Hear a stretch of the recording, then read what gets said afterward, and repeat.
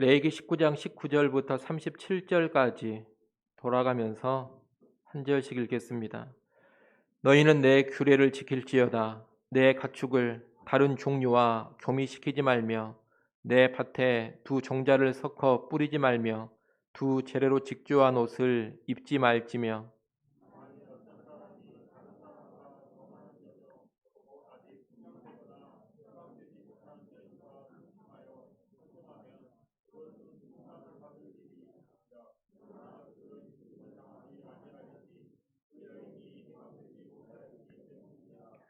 그 남자는 그 속건제물 곧 속건제 순양을 회막문 여호와께로 끌고 올 것이요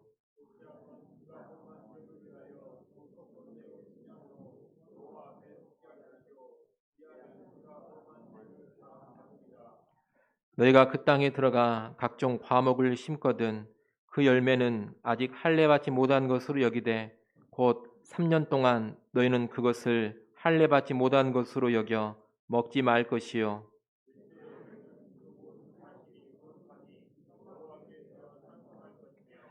다섯째 해에는 그 열매를 먹을지니 그리하면 너희에게 그 소산이 풍성하리라.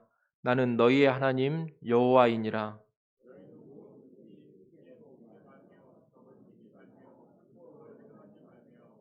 머리칼을 둥글게 깎지 말며 수염 끝을 손상하지 말며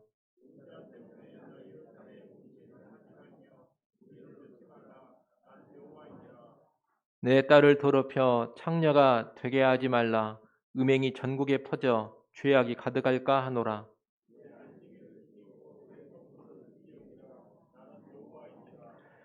너희는 신접한 자와 박수를 믿지 말며 그들을 추종하여 스스로 더럽히지 말라.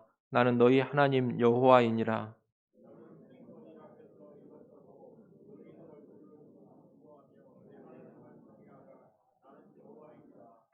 거류민이 너희의 땅에 거류하여 함께 있거든 너희는 그를 학대하지 말고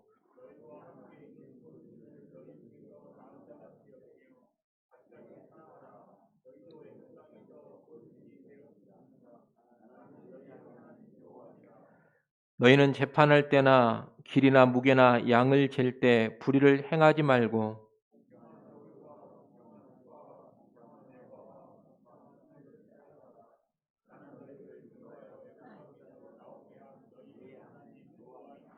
같이 봅니다. 너희는 내 모든 규례와 내 모든 법도를 지켜 행하라. 나는 여호와이니라. 아멘. 레위기 19장에서는 거룩에 관한 다양한 법들이 나옵니다. 19장 1절부터 18절까지 말씀을 우리가 지난번에 봤습니다. 지난번에 본 내용은 거룩이란 삶의 전 영역을 포괄하는 것이다. 종교적 영역에서뿐만 아니라 일상의 영역에서도 거룩해야 한다. 그런 내용이었습니다. 좀 더 구체적으로 본다면 그 거룩은 하나님 사랑과 이웃 사랑으로 표출이 되어져야 되는데 특별히 이웃 사랑은 가난한 자, 약한 자를 보호하고 돌아보는 따스한 사랑으로 나타나야 되고 동시에 악과 불의함에 대해서는 엄히 금하는 엄격한 사랑으로도 나타나야 한다 했습니다. 정리하면 삶의 전 영역에서 하나님과 이웃에 대한 사랑으로 세상과 구별되게 사는 것이 거룩한 삶입니다. 오늘 본문에서도 여러 가지 거룩과 연관된 법들, 명령들이 나오고 있는데 이런 내용들은 지난번에 우리가 봤던 거룩의 명령들을 좀 더 확장한 것들이다. 그렇게 말할 수가 있겠습니다. 오늘 본문에 있는 명령들을 우리는 크게 5가지로 분류해 볼 수가 있겠습니다.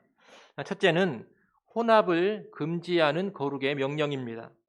19절 말씀에 보면 서로 다른 종류의 가축을 혼합, 교배하는 일, 두 종자를 섞어서 한 밭에 뿌리는 일, 두 재료를 섞어서 옷을 짓는 것을 하나님께서 금하십니다. 한마디로 무엇이든지 섞지 말라는 겁니다.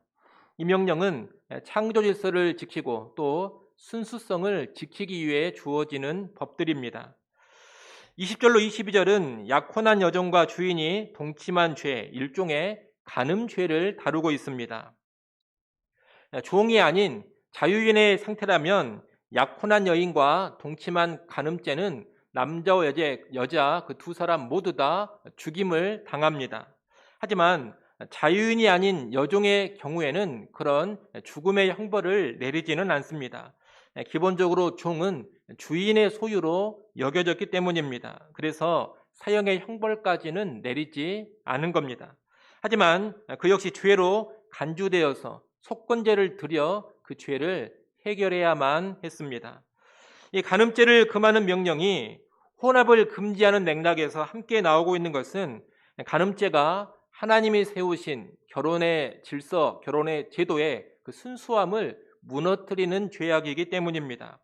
비록 주인이 종에 대한 전적인 권한을 가지고 있다 하더라도 약혼한 상태의 여종과 동침하는 일은 결혼 질서에 대한 훼손으로 간주하고 죄악으로 여긴다는 겁니다. 이렇게 이스라엘 백성들은 가축의 교배, 씨를 뿌리는 농사, 옷 찢는 일을 비롯해서 결혼 제도에 이르기까지 높은 수준으로 창조 때의 그 순수함을 그대로 지키고 보존해야 하는 겁니다. 이 혼합을 금지하는 명령은 신약 시대의 문자 그대로 준수하는 것은 아닙니다. 일례로 두 가지 재료로 섞어 짠 옷을 우리가 입는다 하더라도 오늘날에는 아무런 죄가 되지 않습니다. 하지만 이 명령의 정신, 하나님의 백성은 혼합을 피하고 온전한 순수함을 유지해야 한다. 이 정신은 변함없이 붙잡아야 되고 변함없이 지켜야 합니다. 우리 하나님의 백성, 언약 백성들은 특별히 세상과 혼합되어지면 절대로 안 됩니다.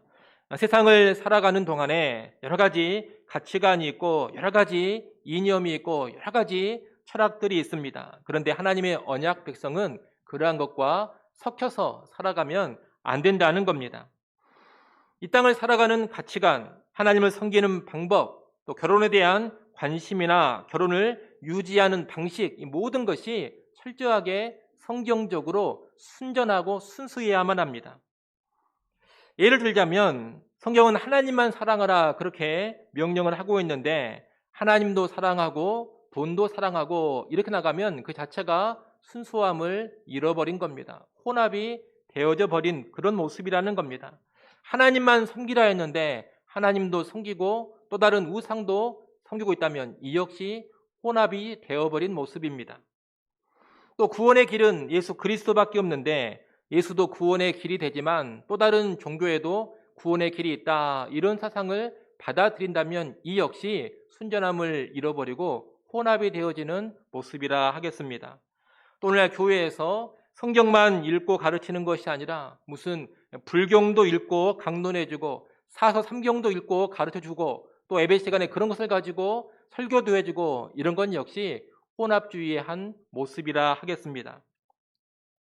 또 예배 시간에 목사님도 설교를 하고 때에 따라서 스님도 교회로 초대를 해가지고 강론을 하게 하는 이런 것도 혼합의 한 양태라 하겠습니다.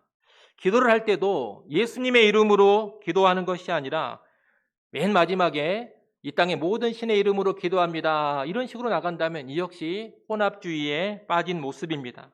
기독교 예배 시간인데 각 종교인이 다 참석을 해서 찬송도 부르고 스님은 불경을 외우고 무당이 굿도하고 이런 모습이 있다면 이 또한 혼합주의라 하겠습니다.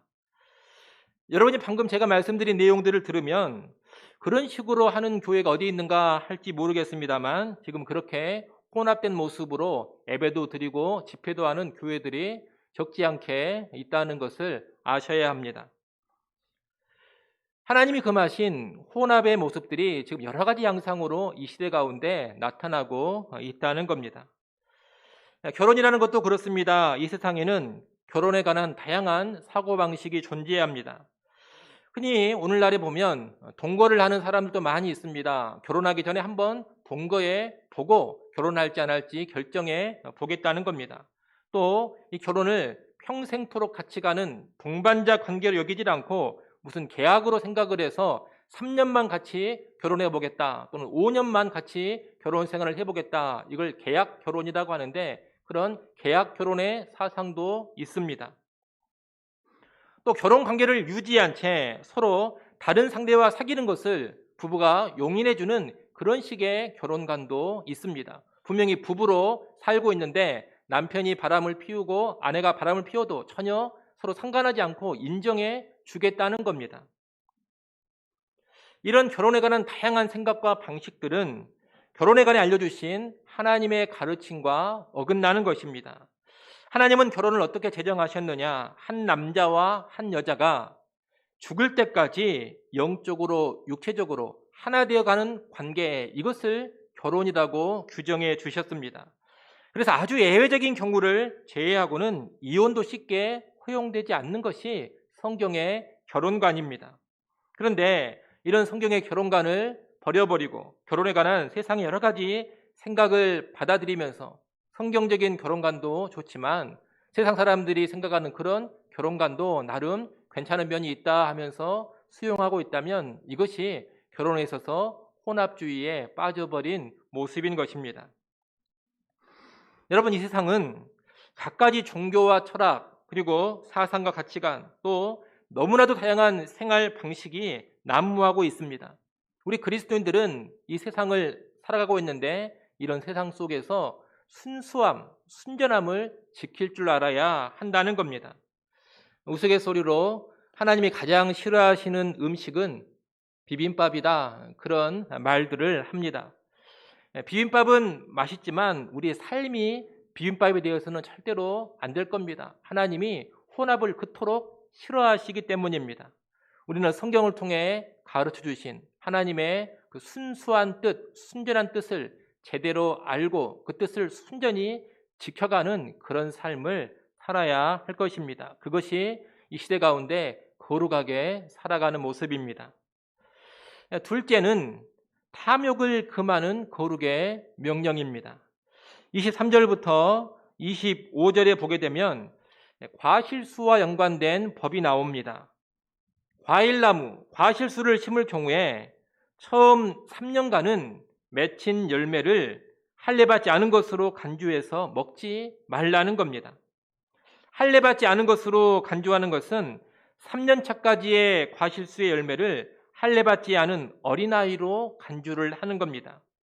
그리고 넷째 해에 열린 과실은 따서 하나님께 드리고 5째 해부터 열린 열매를 너희가 먹을 수 있다. 그런 규정을 지금 주고 있습니다.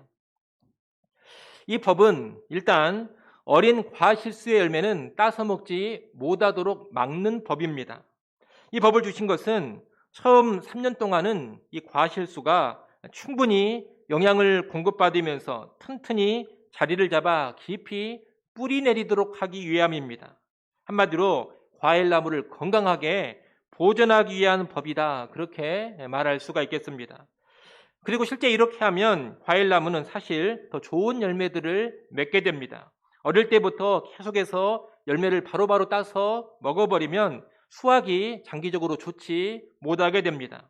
그런데 먹지 않고 미리미리 솎아버리고 시간이 지난 후에 과실 맺는 것을 지켜보면 훨씬 더 좋은 과실을 맺고 그리고 풍성한 수확을 거두게 된다는 겁니다. 특히 4년 차부터 과실을 따서 먹을 수가 있는데 4년 차에 딴 과실은 그 과일나무를 심은 사람이 먹는 게 아닙니다. 그 과실은 누구한테 드려야 되느냐? 다 하나님께 드려야 합니다.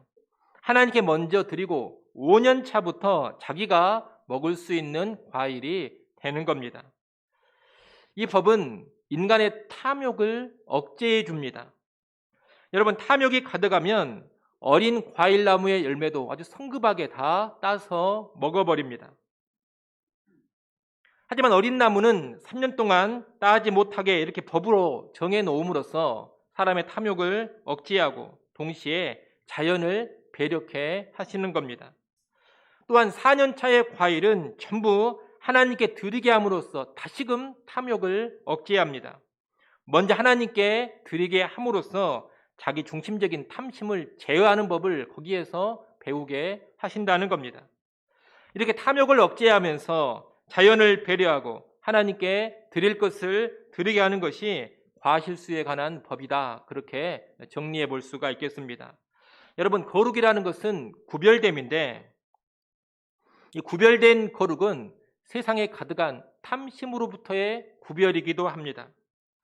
이 타락한 세상의 큰 특징이 뭐냐? 끝없는 탐심입니다. 타락한 세상을 살아가는 인간들은 탐욕이 과도해서 자연을 아주 크게 파괴하고 훼손시킵니다. 사람들은 뭔가에 좋고 돈이 된다 싶으면 탐욕이 발동해서 어떤 동물의 씨를 다 말려버리고 식물의 씨도 다 말려버릴 정도입니다. 그래서 멸종해버린 동물들, 멸종해버린 식물들이 한둘이 아닙니다. 또 탐욕에 기반한 과도한 개발, 무분별한 개발로 인해서 자연 환경이 크게 훼손되는 일들이 부지기수입니다. 또 사람은 탐심이 가득해서 하나님께 드리지를 못합니다. 아까워서 못 드리는 것인데 그 근간이 뭐냐? 탐심이라는 겁니다. 하나님께 헌금하지 않는 사람들이 늘 이런저런 이유를 말하지만 그 근간에는 뭐가 깔려 있느냐? 돈에 대한 욕심이 깔려 있는 겁니다.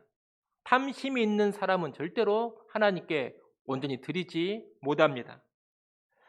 그런데 하나님은 이 땅에 가득한 그런 탐심을 버리도록 훈련시키기 위해서 3년 이내의 과실수는 먹지 말고 4년차 과실수의 과일은 다 하나님께 드리고 5년차 과일부터 네가 먹을 수 있다, 이런 법을 주셨다는 겁니다. 그런데 이렇게 탐심을 제어하면 하나님이 주시는 약속이 있습니다. 25절을 한번 보십시오. 25절에 보면 가운데 부분에 어떻게 되어 있습니까? 그리하면 너희에게 그 소산이 풍성하리라, 이렇게 약속이 주어져 있습니다. 탐심을 억제하고 자연을 충분히 배려할 때, 그리고 탐심을 버리고 하나님께 드릴 것을 먼저 드릴 때 어떻게 된다는 겁니까? 소산이 풍성해진다는 겁니다. 하나님이 풍성함의 복을 주시는 겁니다. 사람들은 탐욕으로 가득 차서 움직일 때 자기가 풍성해지리라 그렇게 생각을 합니다. 뭔가 좋은 것이 있으면 멸종이 되는 것도 상관하지 않고 다 싹쓸이 해버리면, 이익이 된다 싶을 때 무조건 다 개발을 해버리면 자기가 훨씬 더 풍성해지리라 그런 생각을 한다는 겁니다. 또 하나님께 마땅히 드릴 것도 거부하고 그냥 빡빡 긁어 모으기만 하면 내 삶이 더 풍성해지리라 그렇게 생각을 합니다. 하지만 그렇지 않습니다. 그렇게 살아가면 결국에는 더 빈곤해지고 마는 겁니다. 자연을 다 파괴하면서 탐심을 부리면 나중에는 결국 자연에서 얻을 것이 다 없어져 버립니다. 하나님께 드릴 것도 거부하면서 쌓아가고만 있으면 결국에는 그 재물이 어디론가 다 날아가 버리고 허무하게 될 겁니다. 참된 풍성함의 비결은 뭐냐? 탐욕을 버리고 지킬 것을 지키고 드릴 것을 드리면서 사는 겁니다. 그렇게 살아간다면 만유의 주인 되신 하나님께서 더 풍성한 복을 허락해 주신다는 겁니다. 그러니 우리는 이 과실수에 대한 하나님의 법을 탐욕 금지의 법이라는 것을 다시금 깊이 생각하면서 이 땅을 살아갈 때 탐심을 버리고 탐심을 억제하는 그런 삶으로 나아가야 하겠습니다.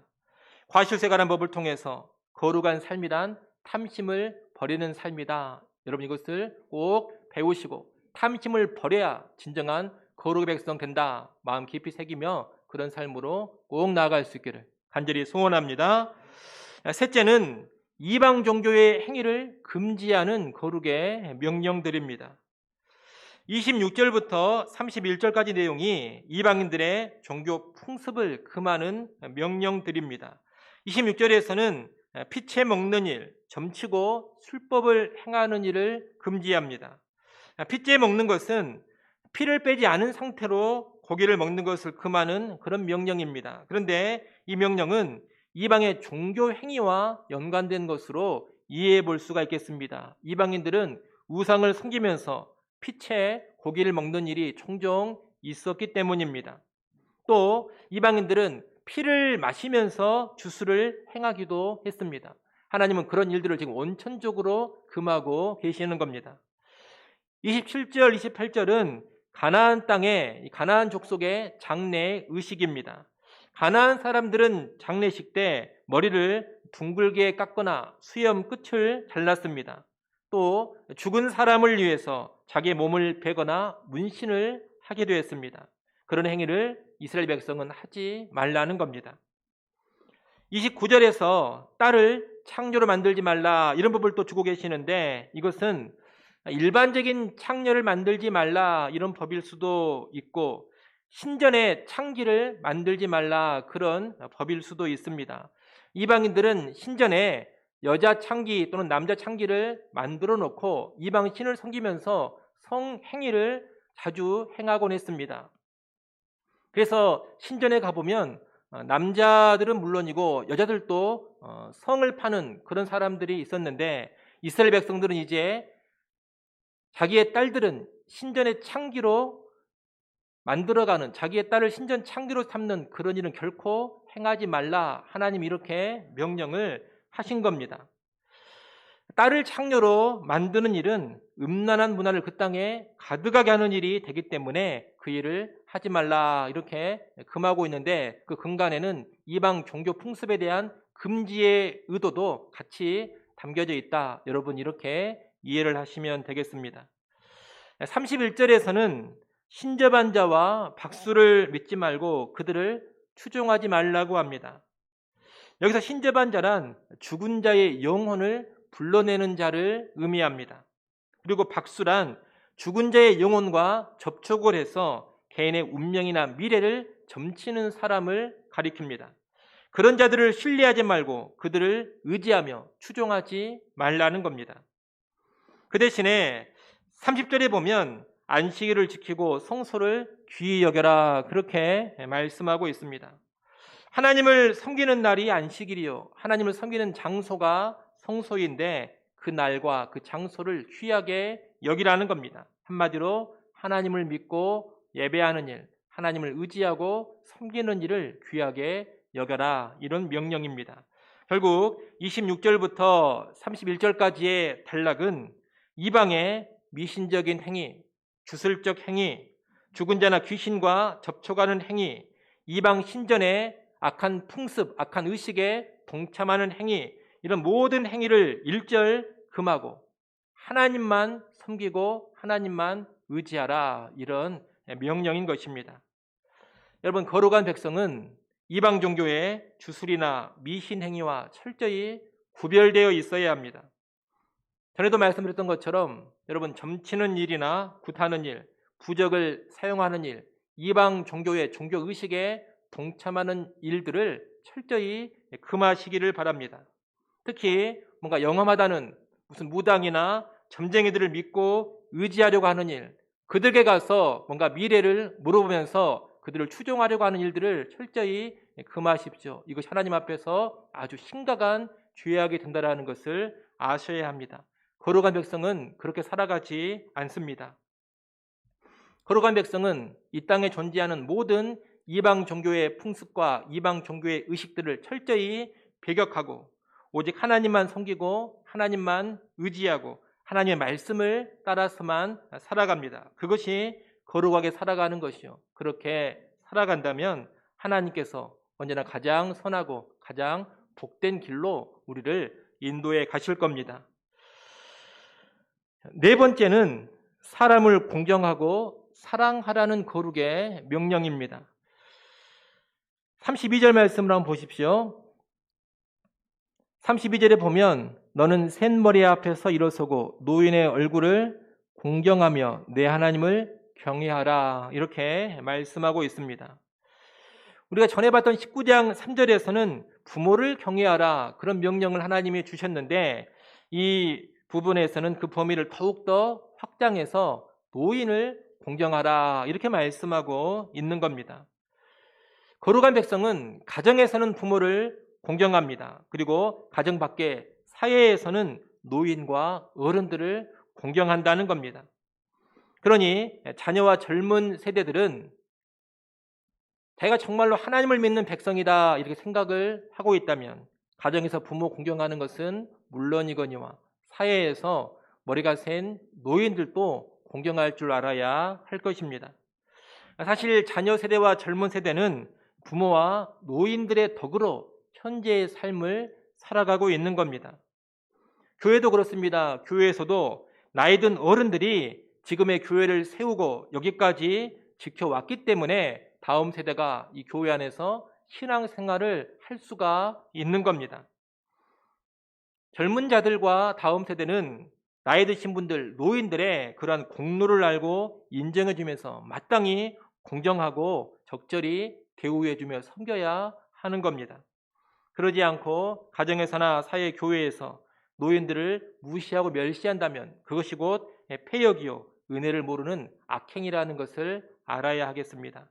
하나님을 경외하는 거룩한 백성은 그런 행태를 정말로 조심해야 하는 겁니다. 여러분 다시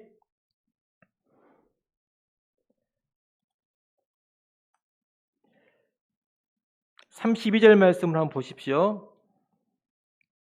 32절에 보면 너는 샘머리 앞에서 일어서고 노인 얼굴을 공경하며 그 다음에 뭐라고 합니까? 내 하나님을 경외하라 그랬습니다. 이게 무슨 맥락이냐면 샘머리 앞에서 일어서고 노인 얼굴을 공경하는 것이 자연스럽게 무엇로 이어지느냐? 하나님 여호와를 경외하는 삶으로 이어진다는 겁니다. 뒤집어 말하면 여호와를 경외하지 않는 자들이 노인을 공경하지 않는다. 여호와를 경외하지 않는 자들이 샘머리 앞에서 일어서지 않는다. 이런 의미입니다. 노인을 공경하는 것, 또 가정에서 부모를 공경하는 것, 이것이 여호와를 경외하는 것과 같이 가는 개념이라는 것을 우리는 반드시 알아야 합니다. 여러분 가정에서 부모 공경하지 않는 자가 절대 여호와를 경외하는 자가 될 수 없습니다. 사회와 교회에서 어른들을 공경하지 않는 자가 절대로 여호와를 경외하는 자가 될 수 없는 겁니다. 정말로 여호와를 경외한다면 자연스럽게 부모를 공경하고 노인들을 공경하는 그런 삶의 태도를 보이게 되어 있습니다. 그러니 특별히 교회의 자녀 세대, 교회의 젊은 세대들은 어른들을 대하는 태도에 있어서 정말로 근신해야 되고 깨어 있어야 할 것입니다. 요즘은 나이가 좀 든 사람들 향해서 꼰대라고 부르기도 하고 늘 무시하고 비아냥대는 것이 하나의 문화가 되어 있습니다. 그런 문화의 행태는 여호와를 경외하지 않는 세대가 되었음을 보여주는 간접적인 증거라 말할 수가 있겠습니다. 우리는 그러한 행태를 정말로 조심하면서 여호와를 경외하는 심령으로 가정의 부모님은 물론이거니와 교회와 사회의 노인 어른들을 지극히 공경하는 그런 거룩한 백성 될 수 있어야 하겠습니다.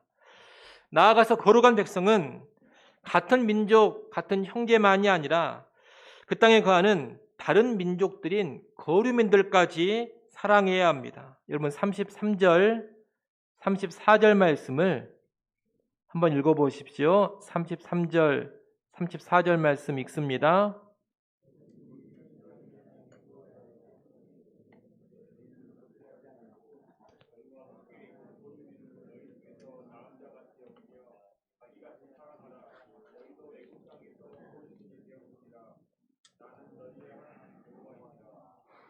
아멘. 여기 보면 거류민이 나오는데 이 거류민이란 자기 나라에 들어와 살고 있는 타국인들을 가리키는 말입니다. 그런데 그런 거류민들을 학대하지 말라 그렇게 명령하고 있습니다. 오히려 너희 중에서 나은 자같이 여기며 자기같이 사랑하라고 명령합니다. 이 말은 본토인같이 자기 민족같이 사랑하라는 뜻입니다. 한마디로 우리 민족 너희 민족 이렇게 나누고 차별하거나 괴롭힐 것이 아니라 같은 민족처럼 사랑하고 선대해 주라는 명령입니다. 요즘은 우리나라에도 이런 거류민들이 많습니다. 우리나라에 들어와 일하고 있는 외국인 노동자들, 또 결혼해서 이주해 온 외국인들, 난민들, 또 탈북인들이 있습니다. 이들이 다 이 땅에 들어와 있는 거류민들이다 그렇게 말할 수가 있습니다. 우리 그리스도인들은 이들을 멸시하거나 무시하거나 괴롭히는 일을 절대로 해서는 안 될 것입니다. 하나님께서 그러한 행위를 금하고 계시기 때문입니다. 우리 그리스도인들은 오히려 그들을 한 민족, 한 동포처럼 여기면서 그들을 사랑하고 그들을 섬겨줘야 합니다. 그들이 억울한 일을 당하지 않도록 지켜줘야 할 것이고 참으로 존중하고 섬겨줄 줄 알아야 할 것입니다. 그들을 위해서 우리가 할 수 있는 섬김이 있다면 적극적으로 섬겨줄 수도 있어야 할 것입니다. 그것이 거룩한 백성다운 삶입니다.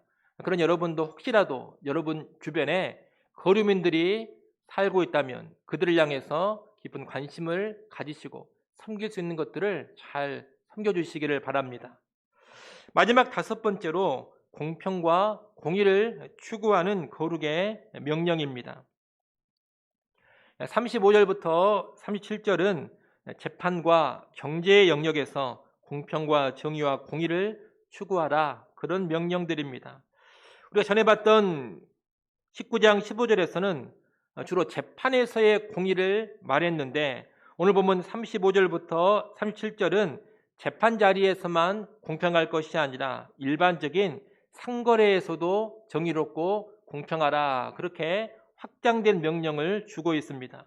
한마디로 35절부터 37절까지 말씀은 사법 정의와 경제 정의를 구현하라, 이런 명령입니다.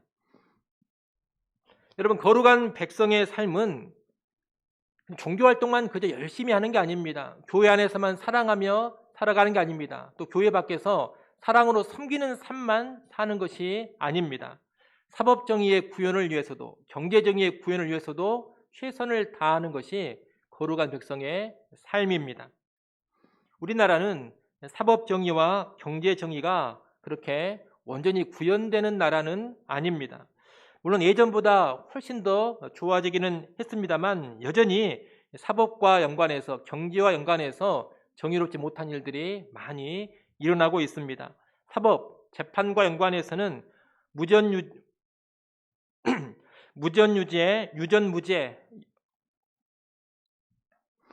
이런 경향이 아직도 많이 있습니다.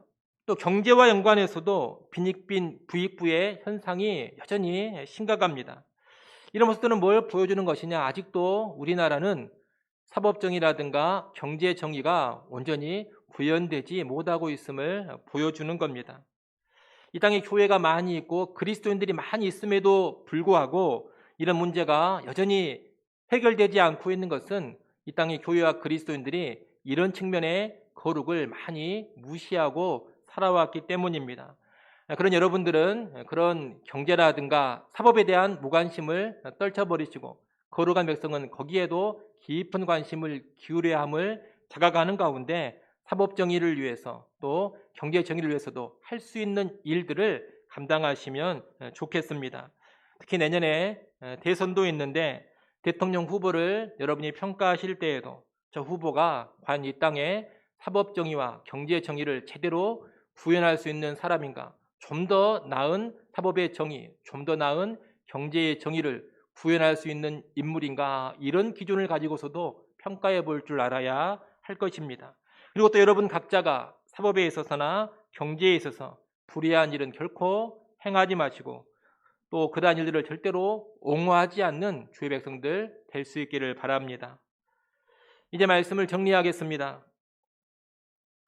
우리가 오늘 거룩에 관한 여러 가지 법들을 봤습니다. 혼합을 금하고 순수함을 유지하라는 법, 탐욕을 금하고 자연을 배려하며 하나님께 드릴 것을 드리라는 법, 이방 종교의 모든 행위를 금하고 여호와 하나님만 믿고 섬기라는 법, 노인이나 타국인을 멸시하지 말고 공경하며 사랑하라는 법, 사법과 경제에서 불의함을 버리고 공평과 정의를 추구하라는 법, 이런 법들을 쭉 봤습니다. 여러분, 참으로 다양한 거룩의 법들이 있습니다. 거룩의 법들이 이렇게 다양하다라는 것은 거룩한 삶은 삶의 모든 영역에서 나타나는 것임을 알려주는 것입니다. 그런 여러분, 우리의 생각, 우리의 가치관을 비롯해서 우리 삶의 모든 영역들에서 세상과 구별된 그런 거룩으로 살아갈 수 있기를 간절히 소원합니다. 기도하겠습니다.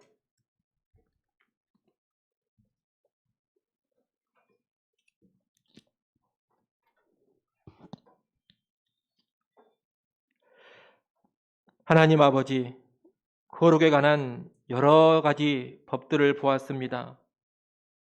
거룩하신 하나님께서 구원해 주신 거룩한 백성인 우리가 어떻게 살아야 하는지를 다시금 깨닫게 하시고 우리 삶의 모든 영역에서 하나님 원하시는 구별된 거룩의 삶 꼭 살아가게 하여 주시옵소서. 우리가 살아가는 삶의 그 현장 모든 곳곳에서 거룩하신 하나님을 드러내게 하시고 언약 백성답게 세상과 남다른 모습으로 살아가서 하나님의 거룩하심을 드러내게 하여 주옵소서. 예수님의 이름으로 기도드리옵나이다. 아멘.